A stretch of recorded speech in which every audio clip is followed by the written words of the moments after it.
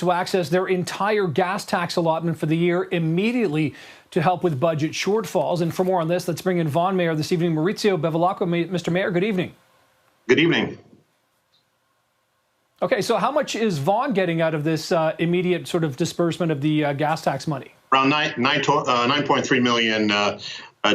This is, Nick, this, I spent, as you know, as chairman of the Finance Committee for 5 years in Ottawa, Minister of State for Finance. I understand the pressure that the federal government is going through with deficit and debt, but they also must recognize that when it comes to government, we are really in the front line. And municipalities need funding. They need an aid package to address some of the shortfall.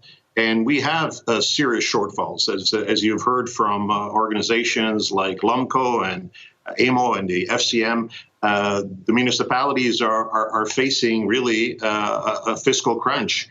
And we are right at the front. Before they go anywhere else, people tend to knock on our door. And we are essentially the service providers, whether you're a small business, whether you're a resident in the area. I can tell you that we spend a lot of time guiding people through the various programs that have been introduced both at the federal and provincial level. This is really the time now. It sounds to me like you're saying. Sorry for interrupting. It sounds to me like you're saying that $9.3 million really isn't enough, and you need something, and municipalities need something much more substantial from the federal government. Yeah, absolutely. I think the case has been made. There's really, when you combine the GTHA, for example, it's in the billions of dollars in shortfall.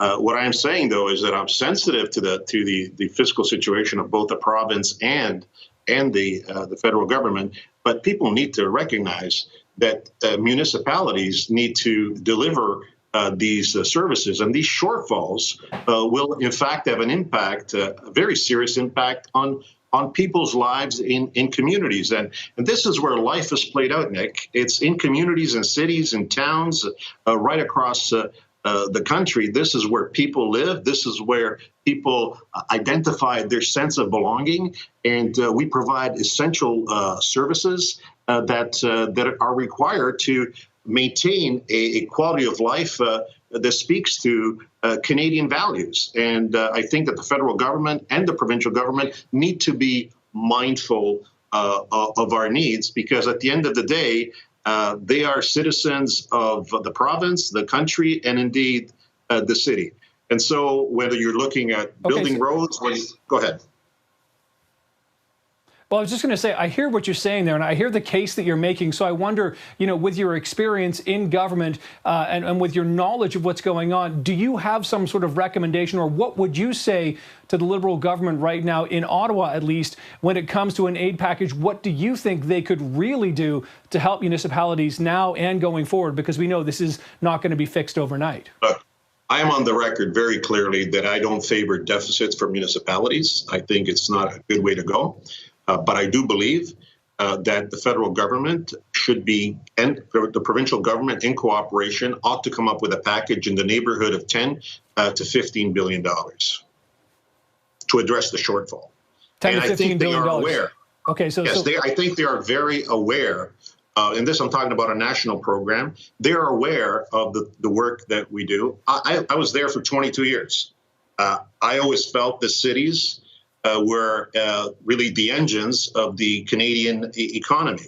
And we've seen a package for small businesses that I fought for, a package for rental, a package for students, a package for practically all the sectors of the economy that were affected, negatively affected, and required help. Now what I'm making the case for is that cities and towns in this country also require that attention. Because if your cities and towns are not working well and cannot perform as they should, they will have an impact on the macro picture of unemployment, of deficits, of economic growth, all the issues that matter in the recovery.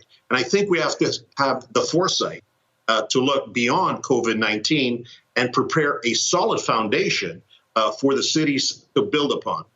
The recovery is not going to happen if cities are not ready for it. The recovery is not going to happen if you don't create an environment where economic growth can occur. Without cities, that's not going to happen. And I think Ottawa needs to recognize that. I know that there is a body of knowledge, that there are people in Ottawa that understand the importance of city.